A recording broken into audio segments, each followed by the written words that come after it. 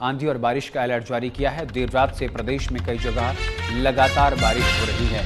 पिथौरागढ़ और बागेश्वर में भारी बारिश का अलर्ट देखने को मिला। 5 किलोमीटर प्रति घंटा रफ्तार से आंधी का येलो अलर्ट देखने को मिल रहा है।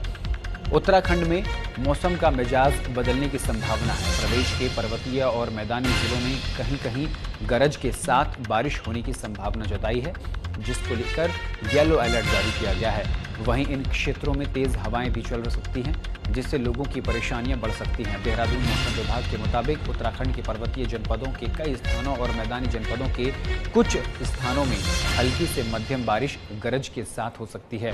पिथौरागढ़ और बागेश्वर जनपद में कहीं कहीं भारी बारिश की संभावना भी देखने को मिल रही है। इसी खबर पर विस्तार से जानकारी के साथ हमारे संवाददाता संजय पुंडीर हमारे साथ बने हुए हैं। संजय, जिस तरीके से उत्तराखंड में मौसम का मिजाज बदला है, जो पर्वतीय इलाके हैं, अगर वहां का जिक्र किया जाए जो काफी ऊंचाई पर हैं, उसको लेकर येलो अलर्ट के साथ साथ चेतावनी भी जारी कर दी है।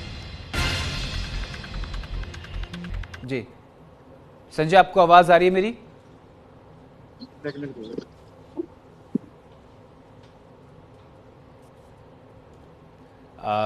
संजय पुंडीर से वापस संपर्क करने का प्रयास करेंगे, लेकिन इस बीच आपको बता दें कि उत्तराखंड में बारिश और आंधी के चलते अलर्ट जारी कर दिया गया है। उत्तराखंड में मौसम का मिजाज बदला है और बदलते मौसम के मिजाज को देखते हुए लगातार बारिश और आंधी को लेकर येलो अलर्ट जारी कर दिया गया है।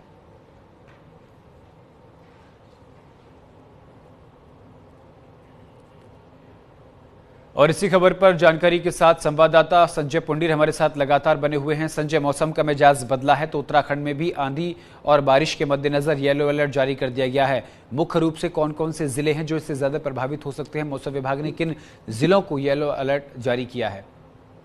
देखिए गौरव, लगातार ही उत्तराखंड में मौसम विभाग ने एक बार फिर अलर्ट जारी किया है। खासकर जो ऊंचाई वाले क्षेत्र है, यानी बागेश्वर की बात की जाए, पिथौरागढ़ की बात की जाए या फिर चमोली और रुद्रप्रयाग की बात की जाए, तो यहाँ पर लगातार ही मौसम विभाग ने अलर्ट जारी किया है। हालांकि कई जिलों के लिए ये भी कहा गया है कि तेज आंधी और तूफान भी चल सकता है। तो ऐसे में चारधाम यात्रा भी चल रही है, तो लोगों को जो श्रद्धालु उत्तराखंड पहुंच रहे हैं तो उन्हें सावधानी बरतने की जरूरत है, क्योंकि जब इस तरह की बारिश होती है तो कहीं ना कहीं लैंडस्लाइडिंग जैसे से हो जाते हैं। तो ऐसे में लगातार ही कहा जा रहा है कि लोगों को सावधानी बरतने की जरूरत है, क्योंकि मौसम विज्ञान केंद्र समय समय पर अलर्ट दे रहा है और ये भी कह रहा है कि अगर बारिश हो रही तो आप कहीं सुरक्षित स्थान पर रुक जाएं। जी बिल्कुल, लेकिन अगर देखा जाए तो प्रशासन ने येलो अलर्ट जारी कर दिया, यानी कि जो लैंडस्लाइड उसका खतरा भी हो सकता है। इसके मद्देनजर प्रशासन की तैयारियां क्या हैं? क्या रूट डायवर्जन किया गया है या फिर जहां जहां पर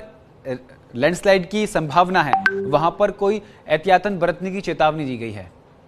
देखिए गौरव, लगातार हम देख रहे हैं कि मौसम विभाग ने पहले ही कहा था कि अगर चारधाम यात्रा के दौरान किसी भी तरह का मौसम खराब हो रहा है तो सबसे पहले आपको सुरक्षित स्थान पर रुकना है, क्योंकि हम लगातार देख रहे हैं कि उत्तराखंड का जो मौसम है वो पल पल बदलता है। तो ऐसे में लोगों को सावधानी बरतने की जरूरत है। और जब पहाड़ों में बारिश हो रही है, क्योंकि अगर मैदानी जिलों की हम बात कर लेते हैं तो जो तापमान है वो कहीं ना कहीं 37 डिग्री से पार हो रहा है, जिससे कहीं ना कहीं लोगों को गर्मी का सामना करना पड़ रहा है। ऐसे में अगर पहाड़ों में बारिश होती है तो कहीं ना कहीं मैदानी जिलों को राहत मिलने की उम्मीद जताई जा रही है। तो लोगों को सावधानी बरतने की जरूरत है, क्योंकि समय समय पर जिला अधिकारी के द्वारा भी एक अलर्ट जारी किया जाता है कि अगर आप चारधाम यात्रा कर रहे हैं तो यात्रा सुरक्षित करें, क्योंकि बारिश के चलते आप यात्रा ना करें। गौरव जी, संजय, सबसे बड़ी बात यह है क्योंकि पर्वतीय क्षेत्र है और लैंडस्लाइड का खतरा सबसे ज्यादा रहता है और हर बार जब भी मानसून आता है उस वक्त ये परेशानी उत्तराखंड में खासकर देखने को मिलती है।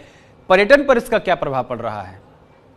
देखिए गौरव, आपके याद हो कि बीते वर्ष भी हमने देखा है कि साल 2022 की अगर हम बात कर लेते हैं तो जिस दौरान चारधाम यात्रा चल रही थी उस दौरान बारिश ने कहीं ना कहीं तबाही मचाई थी। यानी उस दौरान जहां जहां पर हादसे हुए थे, जहां जहां इस तरह लैंडस्लाइडिंग होने का खतरा है, वहां को चिन्हित लगातार जो राज्य सरकार के अधिकारी हैं, यानी जो उस जिले के जिला अधिकारी है, उनको कहा गया था कि जहां पर लैंडस्लाइडिंग होती है वहां पर आप चिन्हित करें। और यही वजह है कि इस बार उत्तराखंड सरकार ने तमाम ऐसे पॉइंटों को चिन्हित किया गया है जहां पर सबसे ज्यादा लैंडस्लाइडिंग होने का खतरा है। उसके बावजूद उसके जहां पर यात्रा चलती है, यानी जो यात्रा का मुख्य मार्ग है, उसे डायवर्जन रखा गया है ताकि जो श्रद्धालु है वो अपनी यात्रा सुरक्षित कर सके। लेकिन बावजूद इसके लोगों को खुद से भी सावधानी बरतनी होगी। मौसम खराब होता है तो आपको सुरक्षित स्थान पर रुकना होगा, तभी आपकी यात्रा सफल और सुगम हो सकती है। गौरव।